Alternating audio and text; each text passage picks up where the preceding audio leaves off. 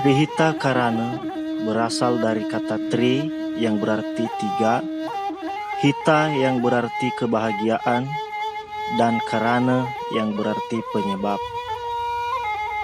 Dengan demikian, Trihita Karana berarti tiga penyebab terciptanya kebahagiaan.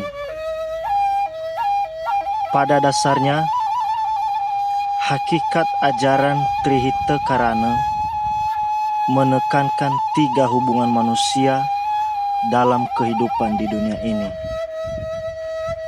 Ketiga hubungan itu meliputi hubungan dengan sesama manusia, seperti saling menolong,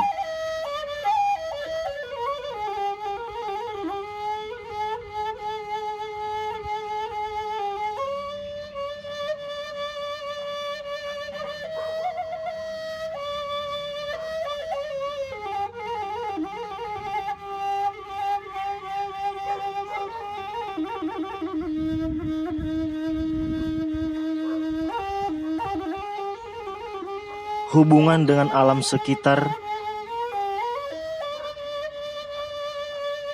seperti membersihkan lingkungan,